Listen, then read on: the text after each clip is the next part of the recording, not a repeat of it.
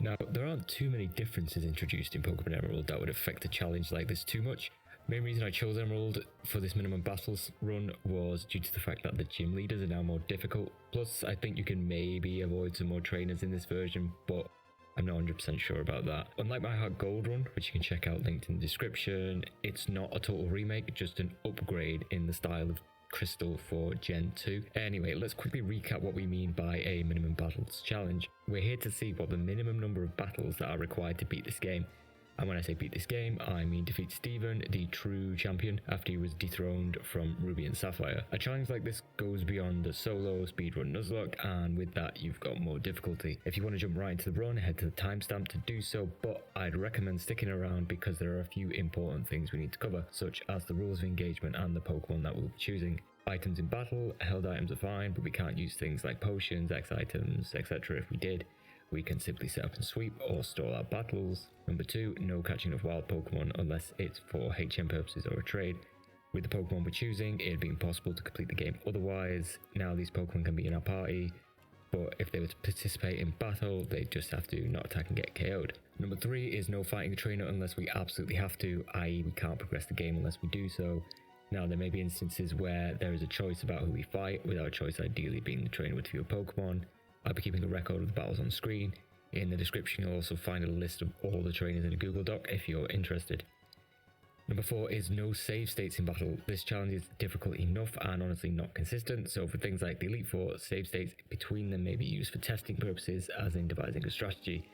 Then we have to run through them without saving in between, and that's it, those are the rules. Next, the Pokemon. For this run I've chosen Jirachi personally because I quite like it. In Gen 3, while its stats are an even spread of 100 across the board, its moveset leaves quite a bit to be desired compared with later gens. It's a steel type, but the only steel move it can actually learn in this gen is Doom Desire.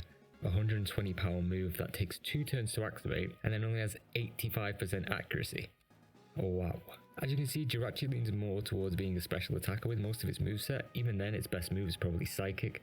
But it can learn some decent TMs like Calm Mind, Thunderbolt and Shadow Ball, I guess. However, its moveset is not the biggest challenge we'll face, more so its weakness to ground and fire. If you're familiar with Gen 3 games, you can already imagine the trainers that will prove troublesome. Trust me, they are. With that said, I'll be going for a Jirachi with a modest nature and decent IVs, well, as good as my patience will allow. I use the randomizer tool to insert Jirachi in place of Chikorita because fire is Jirachi's counter.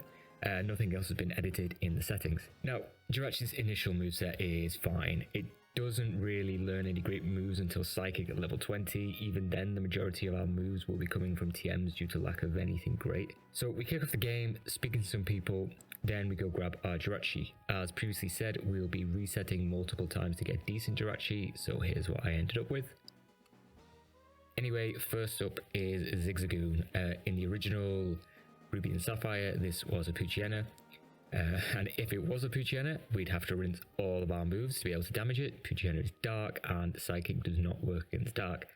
So for the Zigzagoon, a Confusion is a one-shot and we can save the Professor. As a note for the run ahead, I'll be picking up with the intention of selling as much as I can. This is because I feel like I may need some TMs from the game corner and I'm not playing the slots for hours on end like some octogenarian in a Vegas casino. Also, I had some filter on there for a few minutes and it looked like total ass, so I ended up removing it. Everything looked so smooth, it was like I'd rubbed the emulator in Vaseline or something. Now the May battle has nothing to write home about. She has a Torchic and it causes us no issues as of yet. As for trainer battles, there are very few along the way. Now there is a battle with another Poochyena, which means I have to rinse all my Confusions and Wishes.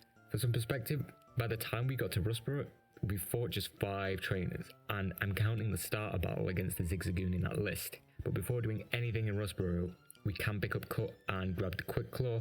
The latter may help us out in a few situations coming up. Pre-Roxanne, there are a couple of asides here that's worth mentioning. I tried this run with a Rayquaza, and it was ultimately impossible for a few reasons. With so few battles, beating Roxanne was not happening. The only way to do it was to trade a Ralts for a Seedot, give that Seedot Bullet Seed, which you can pick up outside the flower shop, then have it battle Roxanne. Because it would level up so quickly, it would start disobeying orders when it reached the nose pass, which was pretty funny. However, because of the lack of EXP, when you went to face Brawly, you just couldn't complete the battle. Obviously, fighting is good against Dark, which is what the Seedot was, even though I think it had leveled up and evolved before then. Anyway, you really feel the gulfs between gym leaders and levels, and your levels are quite profoundly different for the majority of the game. And you combine that with their improved and often expanded roster, things get spicy pretty quickly. Anyway, she's not too bad with Jirachi. Unlike in Ruby and Sapphire, where she just had a Geodude and a Nosepass, she now has 2 Geodude and a Nosepass. So first comes out the Geodude. We go straight for Confusion, it goes for Rock Tomb.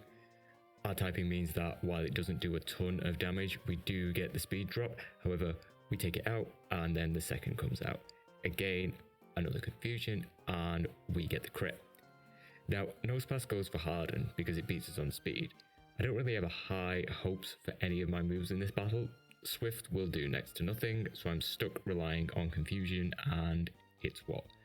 Doing maybe a 10th of Nosepass's HP, so I'm hoping for a crit. However, even if we do get lucky, Nosepass has a berry to restore its health. You can see the point where I engage the turbo to help shuffle this Nosepass off the face of the earth. Roxanne has a potion, but finally it goes down. After we battle in the tunnel, we get the part back and then we can head to Dewford. May does turn up here, but the battle is optional, so we just skip her. There's nothing much to say until we head to Brawly at his gym. As you can imagine, going into the Brawly fight, the combo of Stab Confusion should make quick work of his team. In Ruby and Sapphire, he had a Machop and a Makuhita. Now he's sandwiched a Meditite in between them. But like in Ruby and Sapphire, where there's a mandatory battle in this gym, there are none this time around. You just go around bumping into walls like you're stumbling to the bathroom in the middle of the night or bleary-eyed trying to take a piss. Anyway, the Machop is up first, one Confusion takes off half its health, and a second finishes it off. Meditite is next. Its only attacking move is Focus Punch. However, because it's a psychic typing, I opted to go for Swift first, but that wasn't proving too effective, so I ended up just reverting to Confusion instead. Annoying, Meditite also has Light Screen, which it uses. I just alternate between Swift and Confusion, maybe hoping for a crit. Brawly is happy to waste his super potions, and I'm just content to knock it out at my leisure. When Makuhita eventually waddles out, I just revert to Confusion. It uses Bulk Up to raise its attack and defense. Then it eventually heals with a berry, but it can't really save it from the inevitable beatdown coming its way. After that, I deliver the letter to Steven, but because I've got no Pokemon who can learn Flash, nor do I bother catching a Pokemon that I can teach Flash to, I just end up wandering around the cave in the dark. Now, pre-Mauville City. Mauville? I don't know how you say that. With the letter delivered, we head to Slateport, we see the captain, we defeat Team Aqua in the Oceanic Museum, and then we can head north to Route 110.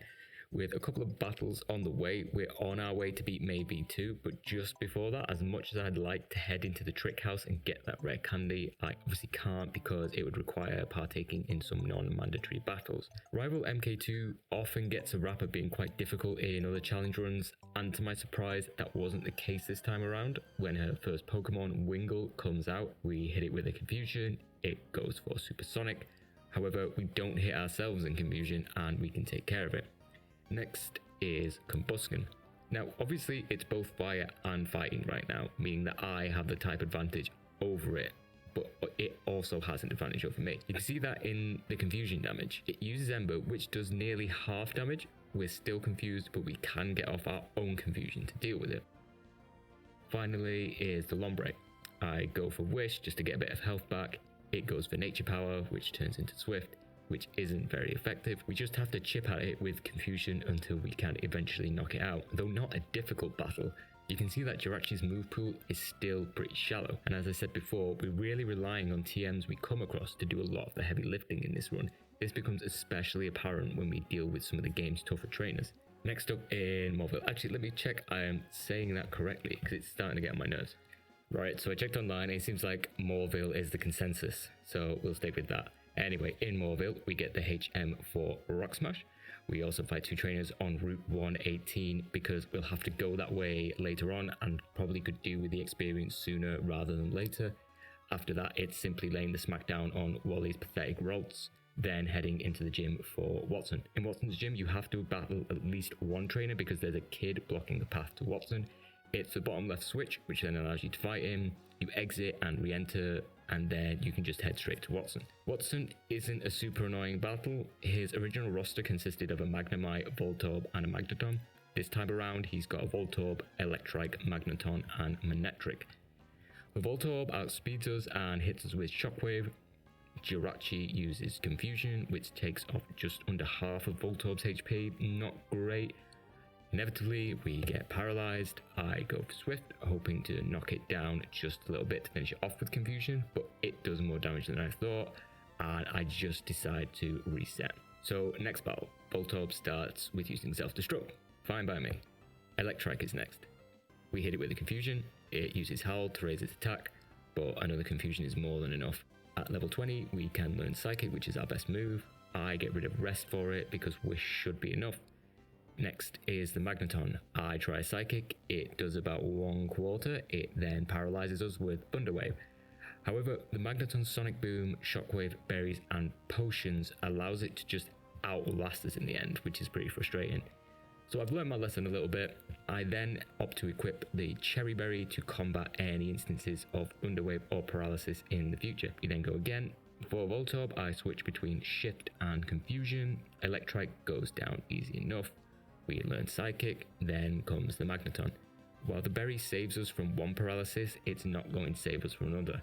It's why I'm always a little skeptical prepping for these eventualities. It's not like the opponent has just one chance to paralyze you. It will keep going for it. Anyway, it's much the same as before. We just keep going with Psychic until Magneton is eventually defeated. Finally, this is the first time I've seen the Manectric. It has Quick Attack, Howl, and Shockwave. I'm thinking because I don't know how much damage it'll do, I go for Wish straight away because I know my speed is low thanks to the paralysis. One Psychic does less than half, which isn't ideal. We go for a Confusion. It heals with a Berry.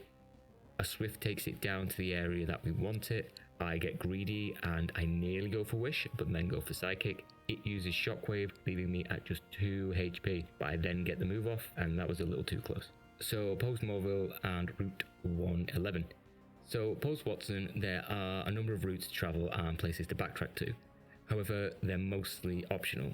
We will need to travel to Rustov Tunnel again, but if we go from the Morville side, then there's a hiker that we need to battle. So we'll deal with that tunnel and acquiring strength later on. For now, we'll head north to Route 111. There is the Windstrait family here, who after defeating all of them, you can pick up the Macro Brace. I did contemplate getting this, despite the extra battles it was add. Ultimately, I decided against it, knowing I would have to make up the stat gained later with items anyway. It may have been costly, but in the spirit of the challenge, I suppose it was best to leave it. In another run where I used a Kyogre, I actually did pick up the Macro Brace, but Kyogre is just such a powerful Pokemon that it can pretty much rinse anything that it comes up against, so I don't think it really needs it. So we then take care of more plot so that we can advance to Mount Chimney. Aside from the 3 mandatory trainers here, which prove a little issue, Maxie is another matter entirely. His first Pokemon is Mightyena. Like we saw in the beginning with Poochiena's resistance to Psychic, we have that on steroids here. It also has Intimidate, which will lower our attack. My only attacking move is still Swift. So I start the battle with Wish. Mightyena mostly goes for Bite, which isn't great, not because of the damage it does, but more so its chance to flinch. However, the more annoying move Mightyena has is Sand Attack, and boy, does it love using Sand Attack. The other problem with our moves doing so little damage is that there's no way to bypass Maxie's healing threshold, so we're simply stuck chipping away at Mightyena until it eventually falls. You just have to be mindful to heal in between getting bitten. When we eventually get past Mightyena, the biggest problem presents itself with the Camerupt. Its Ember isn't the biggest issue, but its Magnitude is. Magnitude has several damage ranges, but because it's super effective, we even feel the hurt on the lower damage ranges. In my first time facing it, it gets off a Magnitude 8, which even at high health is a one-shot. So I try again, I get past the Mightyena, but roll up on Camerupt at low HP. Because of all the sand attacks, my Psychic misses, and it only has to use Ember to finish me off. One thing in the back of my mind in this battle is just this one Camerupt is giving me so much trouble. What the hell am I supposed to do when I face Flannery? So I need a better attacking move for a start, so I teach Jirachi Shockwave. It does around 1/4 damage to the Mighty Enna, which is good enough, all things considered. Plus, while it's not affected by sand attacks, my other moves are, so if anything it just makes the Mighty Enna battle a bit quicker. When Camerupt does come out, I start playing 4D chess and go for Shockwave for some reason. However, I'm then able to get a Psychic off, and frustratingly it does less than half damage. Ember just does under half too. I'm thinking I have to heal, so I go for Wish, but I'm thinking it's all a little too late, and it turns out that it is. The battle is more frustrating than challenging because it depends unfortunately on some fortunate circumstances. In the winning battle, I take care of Mighty Enna, and I'm on full health for Camerupt because my wish came true. Camerupt uses Ember, I use Wish, it then uses Focus Energy, then I use Psychic to nearly take it out. Another Wish to restore some HP, and I know Maxi is going to heal Camerupt. However, it didn't heal all of Camerupt's HP, meaning that with Jirachi's speed, we can probably get 2 Psychics off, which is more than enough. This means that I then knock out. Come on, Maxi, just let me have this. Camerupt uses Ember, thankfully no crit, a Berry heals Jirachi, and then we use a final Psychic, so we got there in the end. And next up is obviously the mighty Zubat, which I've not even seen yet, but who cares, Psychic just one-shots it. Maxi saving the best for last. And you probably know which gym leader is next. If only we were facing her Ruby and Sapphire lineup, because this would be much easier. Where she originally had 2 Slugma, whose most powerful fire move was Flamethrower, and Torkoal that had Overheat, she now has 4 Pokemon that all know Overheat. We've now got a Numel, Slugma, Camerupt, and Torkoal. And to add further insult to injury, her Pokemon also have Sunny Day. Even if we were to survive Torkoal's Overheat, it has a White Herb to restore its stats too. So where do you even begin with a battle like this? Psychic is a better place than nowhere right now, and even that doesn't one-shot the Numel. I keep expecting a fire move, so I preemptively wish, but it doesn't, and we get past it at decent HP. Thankfully, Psychic on Slugma seems like a one-shot, but I was never too concerned about it. It's the next 2 Pokemon that are the real roadblocks. Camerupt comes out, I use Psychic, and while I get the special drop, Camerupt uses Overheat, and yeah, that is a one-hit KO.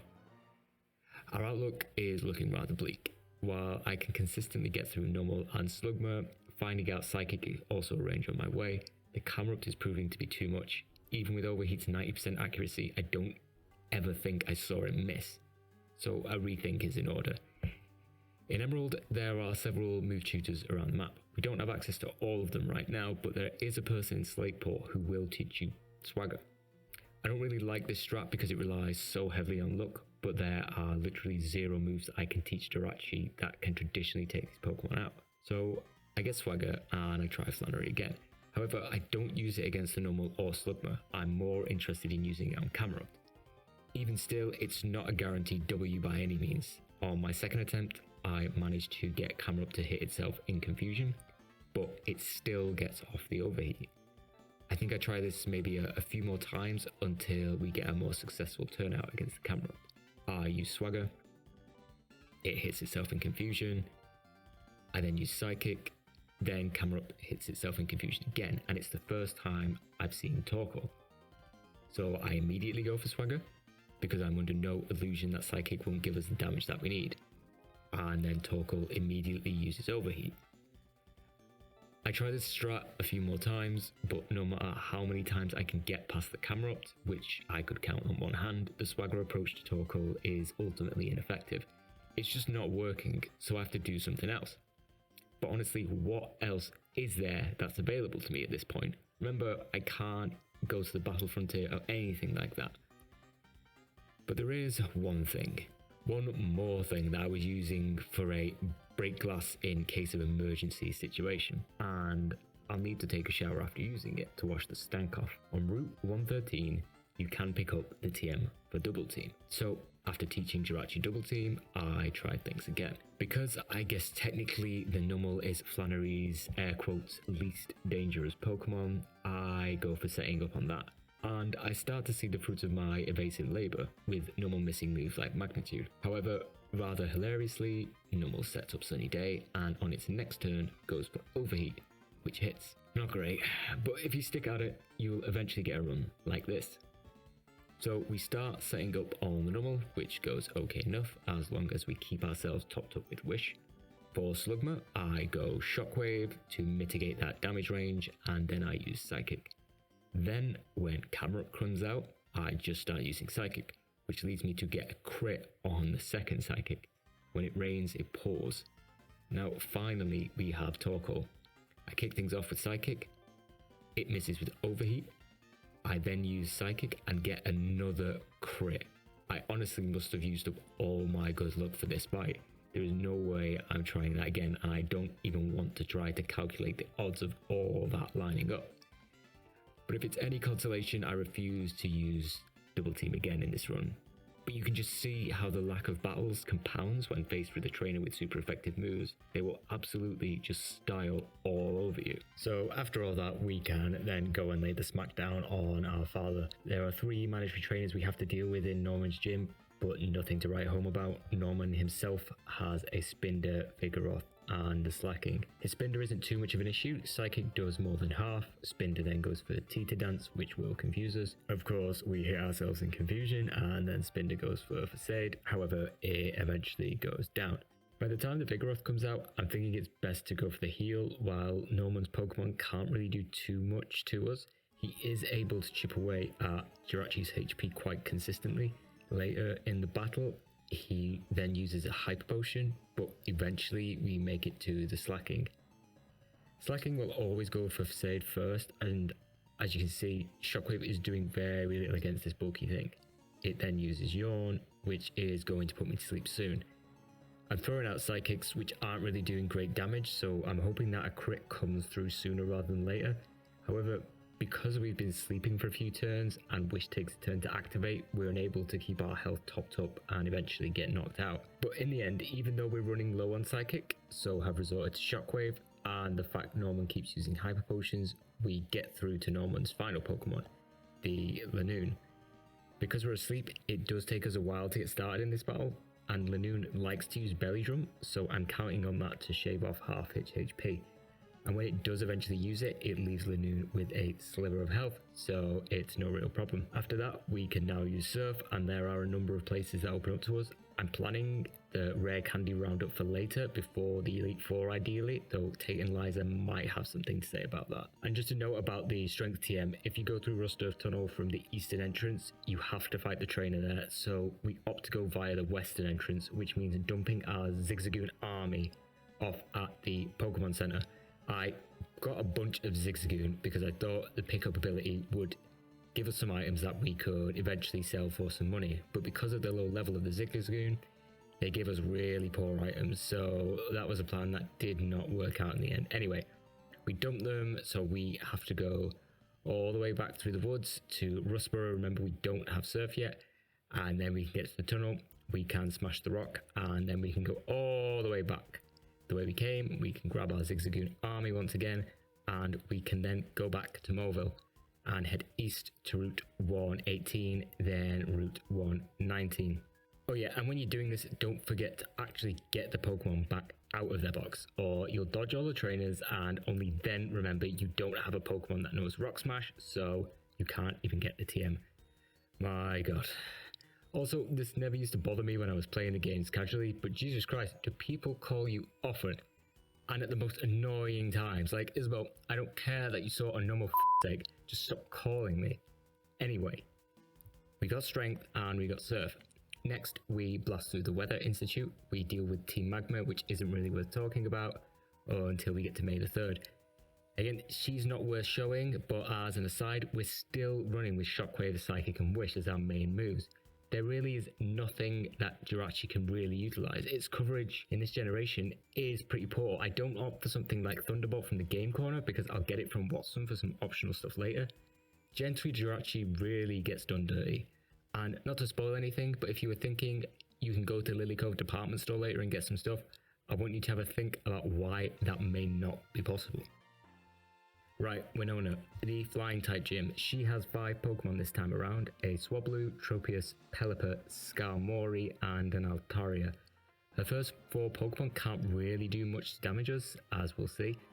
In my first attempt, we have the Swablu come out first, and in previous runs, I'm expecting something other than the Altaria to come out next. Because we've got a weakness to Earth, Winona sends it right out, and Earthquake is doing over half damage to Jirachi. In 2 hits, it's taking care of us.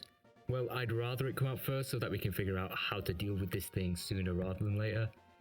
On the next time, I go with Shockwave on Swablu. It then uses Perish Song. For some reason, I was on autopilot. I just continued the battle until I faint.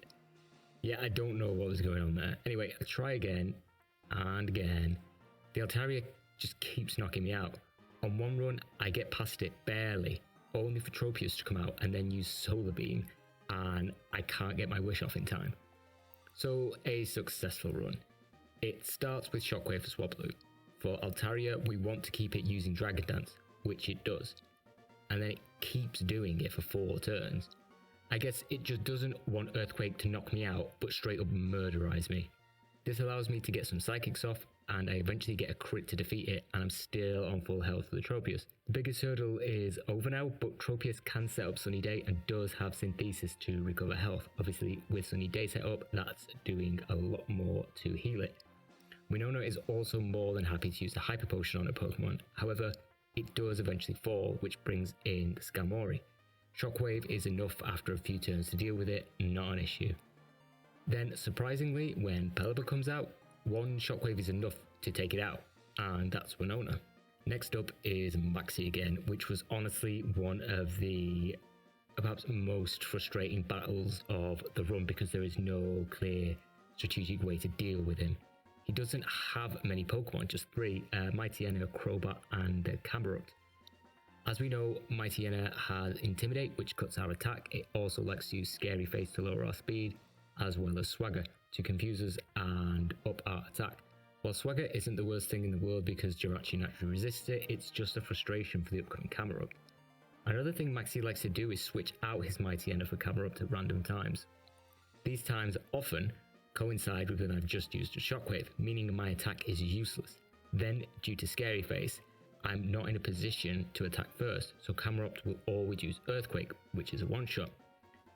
I tried this battle as things were multiple times, and Maxie does straight up cheat. It knows when I go for Shockwave and will always change in at the right moment. And even though Earthquake was, to my shock, a range, because you can't reactively heal, it doesn't matter much anyway. Now, there was one instance where instead of Earthquake, Camerupt decided to go with Amnesia. Obviously, that's not great either because I can only use Psychic against it. It then uses an Earthquake. Jirachi survives and then uses Psychic. Maxie heals with a Super Potion, I go for Psychic and I get the crit. Then for some reason, Camerupt uses Takedown, which leaves me on 1 HP and knocks itself out. This is the first time I've seen the Crobat, and when it comes out, because of the speed drop, it uses Air Cutter and I'm done. I soon realised that getting to the Crobat was an anomaly. My current moveset was not working. I went more than a dozen battles with the same results.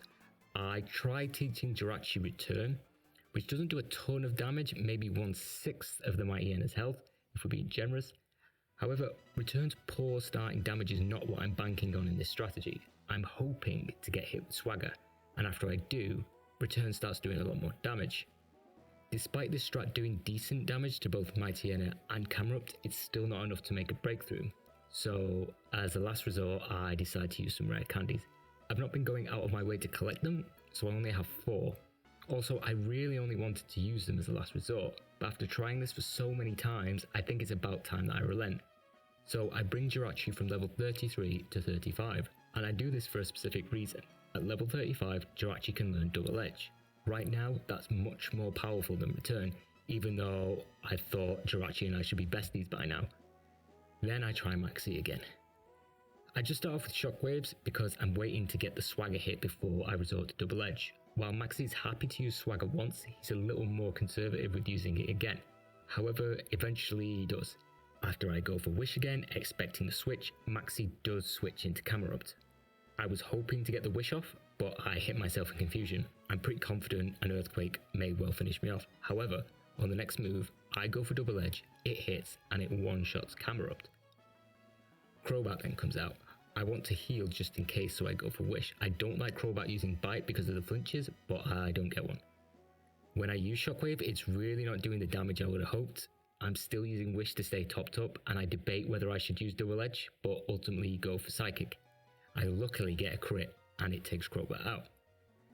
Finally, Mighty N are at half health. I get the Intimidate again, which isn't great. Maxie then heals with a Super Potion. I go for Double Edge, but it doesn't quite do enough damage to take it out in one. Mighty N then starts being annoying by using Swagger and Roar, which is just delaying the inevitable. My wish finally comes true, and I can then use Shockwave, and that's Maxie dealt with. Thankfully, we now have a really easy gym battle ahead of us.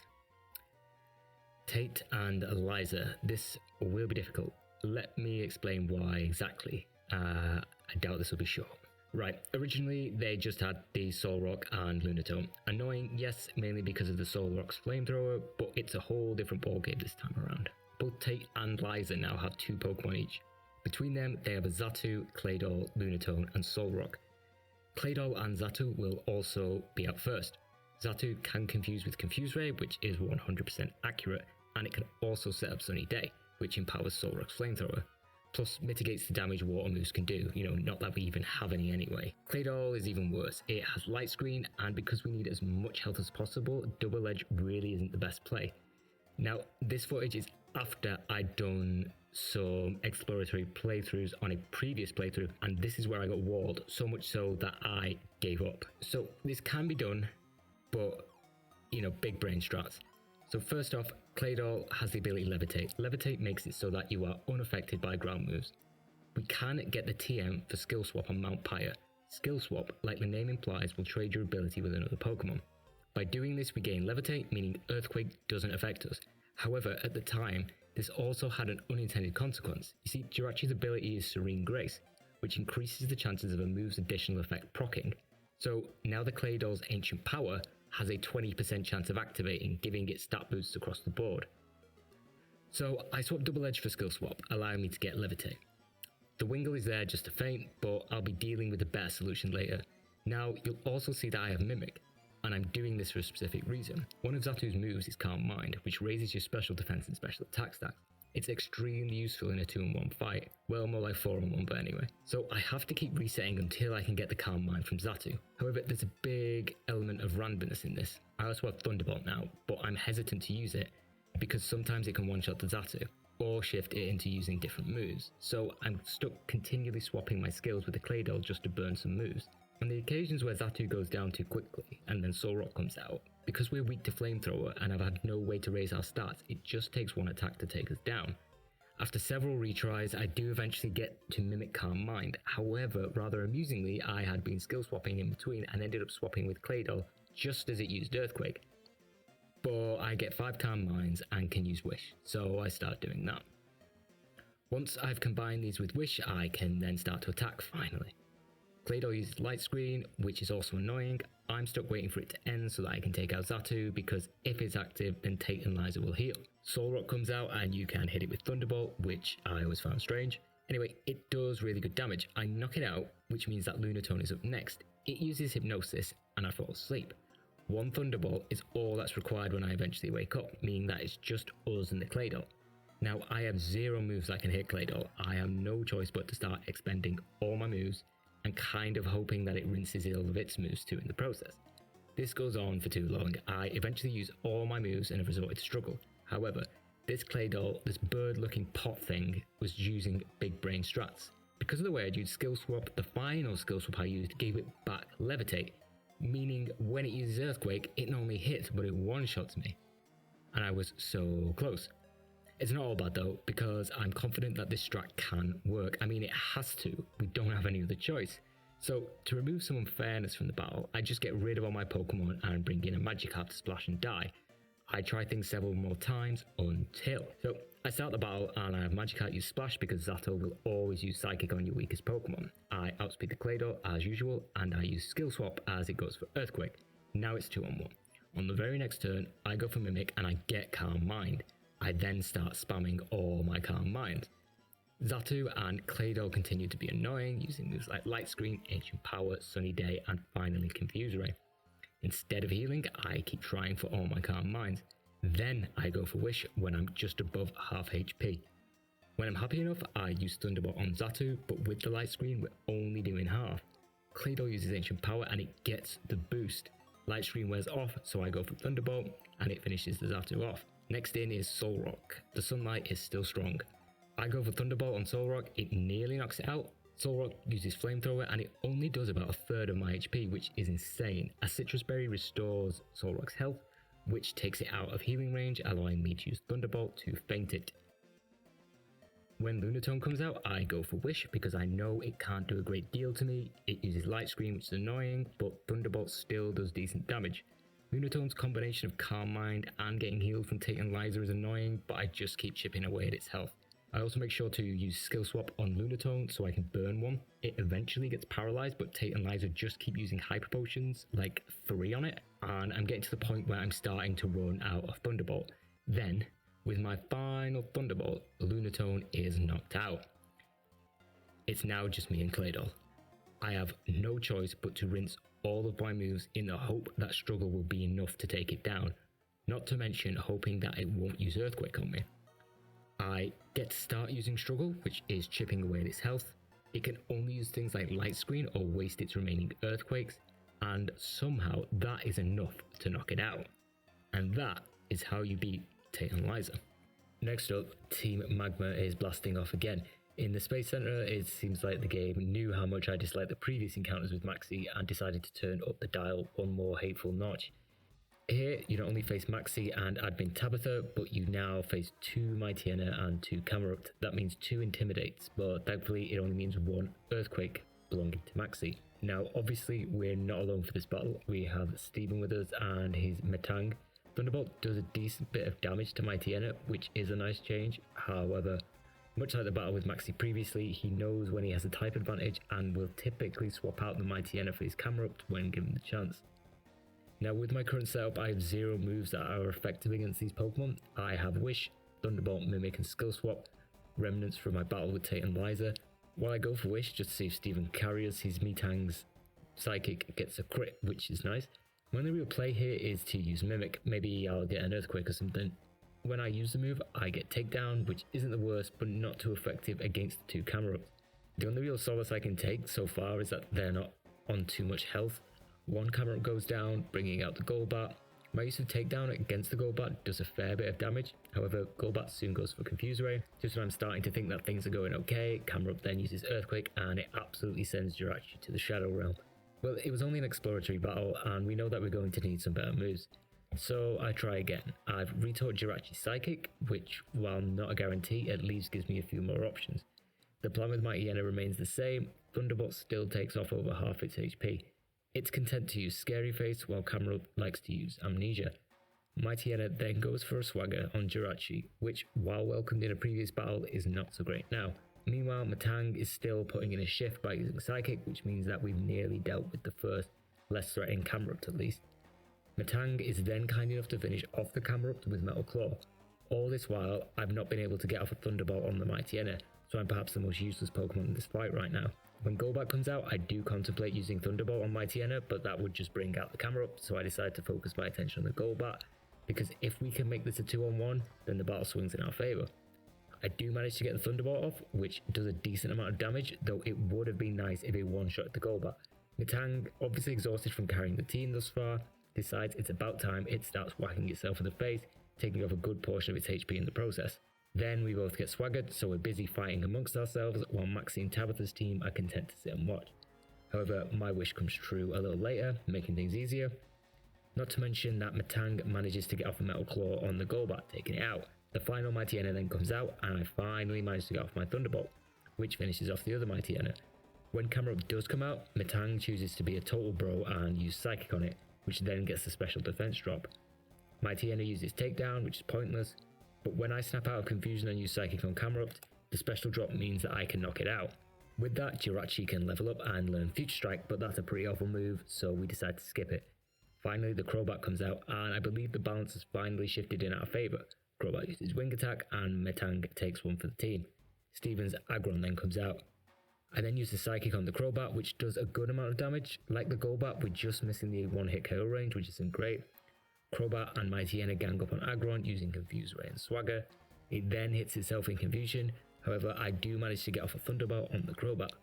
Now we only have Mighty Enna left. While I choose Thunderbolt, Mighty Enna uses Swagger on me. Despite that, I get off the Thunderbolt, which does some decent damage. For a while, Aggron is content to keep hitting itself until it eventually gets a Dragon Claw, dealing with their final Pokemon. Now, pre-Juan, there's a bunch of story stuff to take care of now. However, unlike the trouble that Maxi posed, the Team Aqua leader Archie is really not worth talking about, as he's a first try victory. Then, after dealing with Kyogre and Groudon having a slap fight, needing to call on Rayquaza's help to put them in a timeout, we can eventually head to Juan. Obviously, because of the icy walking puzzle in this gym, we only have to solve it correctly for us to fight no trainers. And because we have Thunderbolt, you can imagine how a battle like this may go. Juan's first Pokemon is the Love Disc. We use Thunderbolt and it's a one-shot. Next up is the Whiscash, and obviously electric moves will have no effect on it. I up the Psychic, which does over half, and it uses Earthquake, which I forgot it had. It does well over half damage, so I can't afford to have it use it again. Thankfully, another Psychic is enough to deal with it. I'm just a little concerned our health is low considering we still have the most powerful Pokemon to come. Celio is bulky. I'm skeptical about the one-shot. I opt to go for a Wish because I think I can tank one of its hits. Celio goes for Water Pulse, which surprisingly does very little. I go for Thunderbolt. As expected, it doesn't knock out the Celio, but puts it into Juan's healing range.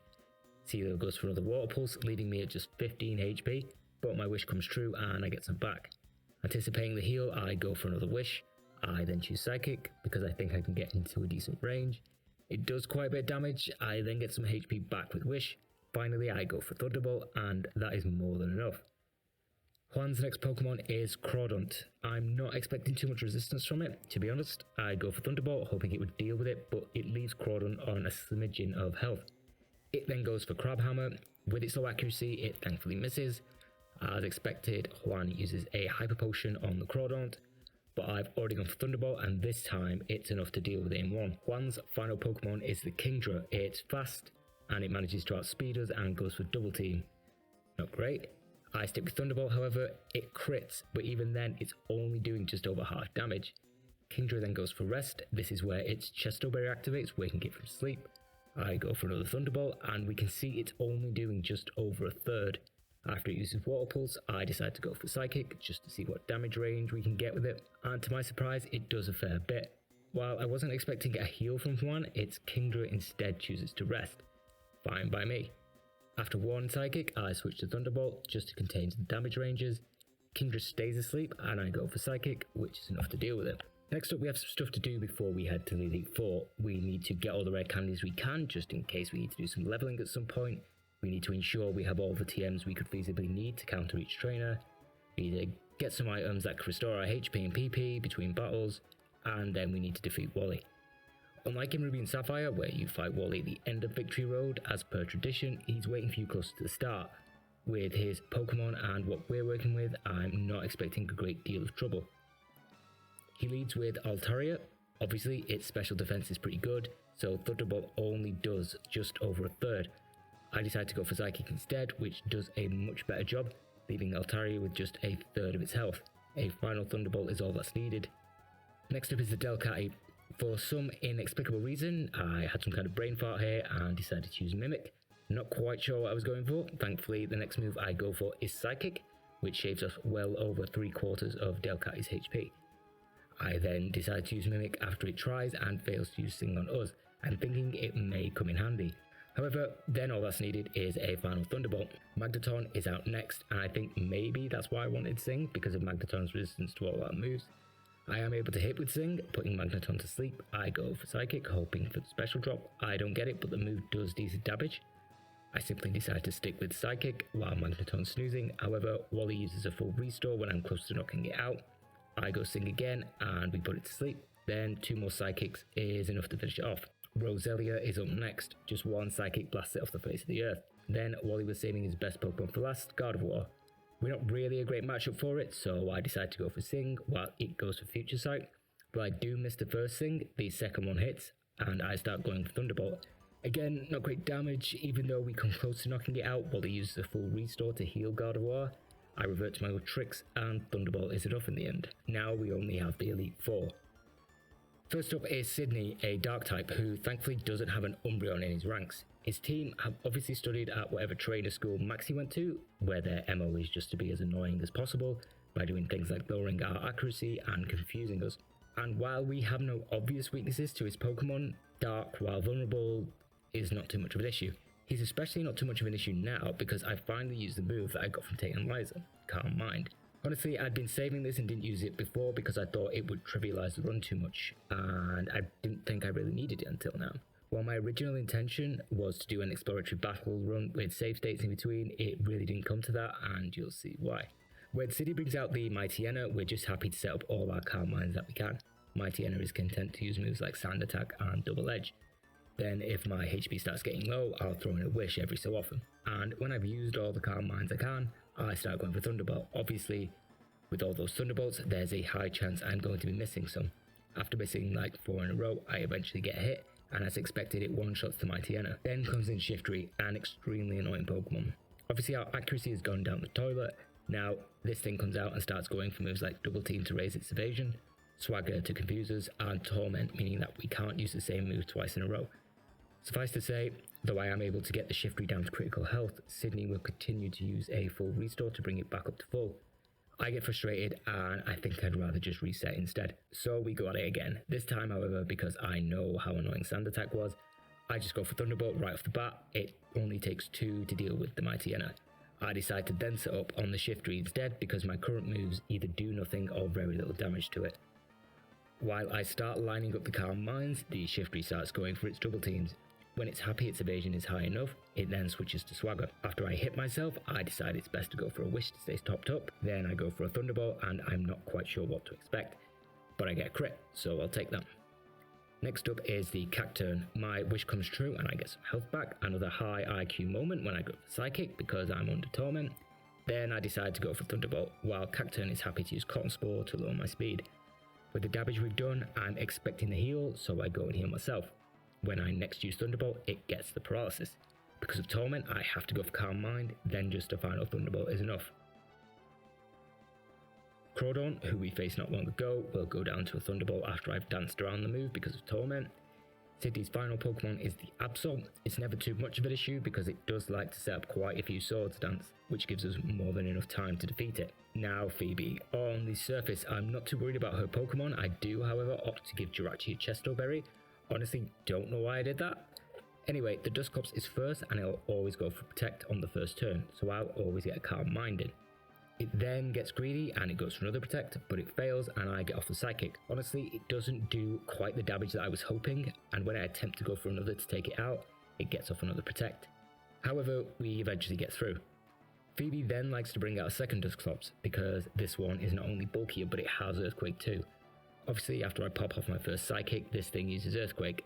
Thankfully, it does less than half my HP, so the next move I go for Psychic, but as you can see, both Dusclops' pressure has been really shaving off my moves. Now, when the Banette comes out, I have 0 left. I'm forced to go for Thunderbolt, which does respectable enough damage. 2 of these is enough for the Banette, then Sableye is next, and I have no more moves left. Yeah, so it was the Leper Berry that I meant to equip. So I end up getting walled by Phoebe for quite some time, until finally I get a successful run. With the first Dusclops, I set up 3 Calm Minds, and then I go for Psychic. While it protects on the first, it doesn't for the second and we take it out. Like usual, the second Dusclops then comes out. A Psychic nearly takes it out, but not quite, while its Earthquake still does less than half. Thankfully, its Berry means that Phoebe won't heal it, meaning we can use a second Psychic. When Banette comes out, 1 Psychic is all it takes. However, for the Sableye, I chose to go for Thunderbolt because I figured that, with 1 Banette left, that we know 1 Psychic is all we need, it makes sense to hold on to it. Then, on the final Banette, 1 Psychic is enough. Glacier? I don't know. Now, this is where I meant to have the Cherry Berry equipped because when I intend to set up on the Celio, it likes to use Body Slam, which does have a chance to paralyze us. Now, because Celio will always go for Hail on its first turn, we can set up a Calm Mind. The plan is to do this until we're maxed out. During this, Celio typically goes for Body Slam. Though we get paralyzed, our Berry does its job, and I'm hoping any subsequent Body Slams won't paralyze us again. Content we've hit enough Calm Minds, I go for Wish because our health has dropped a bit, then I hit Celio with Thunderbolt, and as expected, it's toast. Walrein is out next, our wish comes true, I hit it with a Thunderbolt and it's a 1 hit. Funnily enough, when the first Glalie comes out, Thunderbolt isn't enough to take it out in one and it clings on.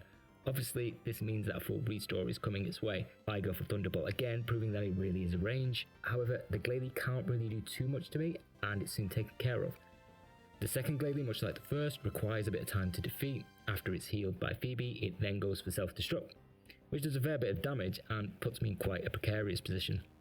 However, because her last Pokemon is the Celio, I'm not terribly concerned and immediately go for Thunderbolt, which thankfully sees it off. So for Drake, I decided to give Jirachi a Citrus Berry because, I don't know, why not? He has some pretty decent Pokemon though, and I believe my combo of Calm Mind, Thunderbolt and Psychic should be enough.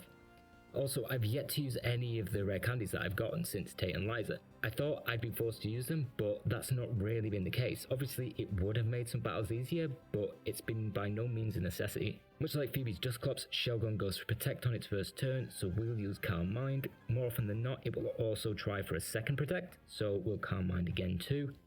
Shelgon can't do much against us, so we'll use all our Calm Minds until we're comfortably set up. However, next is Flygon, and the combination of Shelgon's Rock Tomb, which lowers our speed, and Flygon's Flamethrower or Earthquake are a pretty deadly combination. We absolutely have to be at a good level of HP to tank it, and when we do, we can then use the Psychic to deal with it. When Salamence comes out, it hits us with an Intimidate, which we don't care about. While Salamence does have Flamethrower, because our special defense has risen so high, it does pathetic damage. This lets us safely use Thunderbolt to one-shot it. Kingdra's next, and we know this thing's pretty bulky. I'm not too worried about its move output of Surf and Body Slam, however, aside from the paralysis chance. So I go for Wish on my first turn just in case. Turns out I was worrying about nothing because one Thunderbolt is all it takes. Drake's last Pokemon is the Altaria. While I contemplate using Thunderbolt, I choose to rely on Psychic, which thankfully is more than enough, and that is Drake. As you can see, a move like Calm Mind is just so powerful. So, as we said back in the beginning, Steven isn't our champion anymore, it's Wallace, and his water types, as you can imagine, they can't do much against us. His Whale Lord has moves like Water Spout, Double Edge and Blizzard, but they're not devastating enough to do a great deal of damage, meaning that we can set up our Calm Minds. I throw in a Wish every now and again to stay topped up until finally going for Thunderbolt, and that is one down. For Whiscash, much like we did for Juan, we'll be using Psychic, and like last time, it's more than enough. Gyarados is up next, we use Thunderbolt, and that's a bye-bye Gyarados. We opt not to learn Doom Desire because it's trash. Tentacruel then comes out, so as per tradition, we give it a Thunderbolt. Then, for the Ludicolo, it's simply another Thunderbolt, and it tanks it. Well done. Obviously, this allows Wallace to use a full restore, but I'm not too worried because Ludicolo can't really do much to us. Despite another full restore, it turns out that the Thunderbolts were a range and Ludicolo goes down. Wallace's final Pokemon is the Milotic, and it barely has time to pop its head out of the water before it's been defeated. And that is Wallace, the rather disappointing champion. However, for Emerald, I never thought of Wallace as my champion. Our heart still belongs to Steven, so we have no choice but to go spelunking and find him. Now, Steven's Pokemon are at a pretty decent level. When we finished the Elite Four, we were at exactly level 50. So I did decide to use some of my rare candies to even the odds a little bit, though I was quite modest in their use. I only used 10 to bring me up to level 60, and that's still 18 levels lower than his highest Pokemon, the Metagross.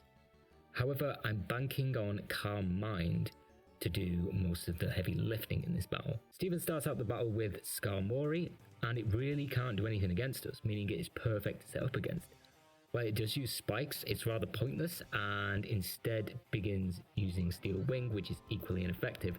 This gives us an easy time switching between Calm Mind and Wish until eventually I hit it with a Thunderbolt. Claydol's next. I feel like we've been here before, but this time we have Water Pulse. Because Psychic is quite useless in this battle, Water Pulse is the move that's going to be carrying us through, and it easily knocks the Claydol out. When Aggron comes out, it suffers the same fate. Even when Steven brings out the Metagross, I assume for its Earthquake, I decide to go for a Thunderbolt because I'm slightly skeptical that Water Pulse would one-shot it, leaving time for Steven to heal. But this lets Metagross get off an Earthquake that somehow doesn't knock us out. Steven uses a full restore, I go for Water Pulse, and I'm right about the damage range not being enough. However, somehow I can outspeed the Metagross using Thunderbolt to land a finishing blow. Now the Credilli comes out when I'm at 39 HP. I go for Water Pulse just hoping that it will take it out in one, and it doesn't, and for some reason Credilli uses Ingrain. This means I can use another Water Pulse. No idea what to say about that one. Finally, Steven's last Pokemon is the Armaldo. I go for Thunderbolt because I'm hoping I can do enough damage, but nope. Armaldo then uses Ancient Power, which leaves me on 5 HP. Steven then uses a full restore on the Armaldo, but I'm pretty confident that I can outspeed it. I use Thunderbolt, it nearly finishes off the Armaldo, but leaves it with a bit of health and paralysis. Steven uses another full restore. I then use Thunderbolt again, and this time we get the range. Honestly, I definitely think we got a bit lucky there. However, after the uphill struggle that was the majority of the game, I mean, it only really became easy after we got Calm Mind and headed to the Elite Four, so I don't feel too bad about it, to be honest. Anyway, Jirachi, a better Pokemon in the later generations, but in Emerald, without being able to find the proper TMs for it, I'd say that it's not really great. So much so that Groudon and Kyogre would probably do a better job. Well, I know that Kyogre is much better, but maybe you'd have had a better plan to deal with some of those battles. Feel free to let me know. And I've also included a list of all the trainers that I fought and their locations in the description if you're interested. If you have an idea for an interesting run in the same style, let me know. And if you want to like or subscribe, then go for it. Until next time, have a good one.